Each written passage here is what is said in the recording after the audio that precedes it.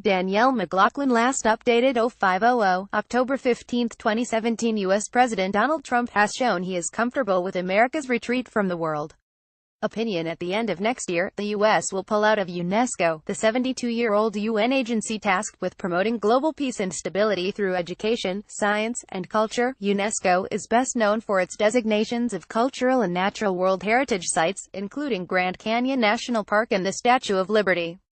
Citing UNESCO's financial problems and what the federal government characterized as UNESCO's anti-Israel bias, the decision was taken, and received, with regret but perhaps not surprise. The U.S. has had an on-again, off-again relationship with UNESCO for decades. In 1984, President Ronald Reagan withdrew from the agency. President Bush rejoined it in 2002. In 2011, President Obama was forced to cut funding due to a decision taken by the Clinton administration to refuse to fund any UN agency that recognized Palestine as a full member. At the time, then Secretary of State Hillary Clinton issued a warning to UNESCO, citing the inconsistency of the agency accepting as an observer member a state, when it did not yet exist as a state. The U.S. has signaled it intends to withdraw from the United Nations Educational, Scientific and Cultural Organization UNESCO by the end of next year. This week's retreat from UNESCO is a rare moment of singularity between the prior and present administrations. However, the pace and scope of the Trump White House's retreat from all manner of international pledges and commitments is on a scale not seen in modern American history, which is all the more significant considering America's fraught historic relationship with being constrained by international agreements. Read more. U.S. withdraws from UNESCO, citing anti-Israel bias. Gun killings will continue while money remains in politics. Gun-toting toddlers are a sick joke. The U.S. was a driving force in the creation of the United Nations. Former First Lady Eleanor Roosevelt was instrumental in creating the United Nations Declaration on Human Rights. Yet despite being a nation that has contributed energy and ideals to a multitude of global agreements since the end of World War II, the U.S. has shown more reticence than any other developed democracy to be bound by them. DANIELLE MCLAUGHLin taking a wrecking ball to international agreements is easy. Rebuilding trust and rejoining institutions once eschewed is hard. The U.S. has not signed on to the UN Convention on the Rights of the Child, or the Convention on the Elimination of All Forms of Discrimination Against Women, and George Bush famously unsigned the Rome Statute establishing the International Criminal Court. Why concerns about sovereignty, and the belief that the Constitution, not a global agreement, must be the ultimate arbiter of American behavior.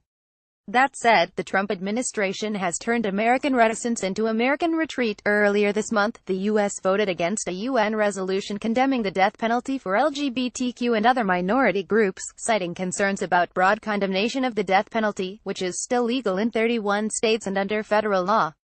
Since taking office, Trump has unsigned the Trans-Pacific Partnership, allowing China to wade into the economic and geopolitical vacuum left behind, extricated America from the Paris Accord, threatened the survival of the North American Free Trade Agreement, signaled the withdrawal of a trade pact with South Korea, and on Saturday decertified the Iran nuclear deal, a rare multilateral agreement designed to slow Iran's slow march to becoming a nuclear state. Trump is demonstrating a worrying willingness to escalate America's retreat from the world. In doing so, our new leader goes back on the promises of prior administrations. From the inside, a sense of unpredictability grows by the day, and from the outside, America's word is cheapened.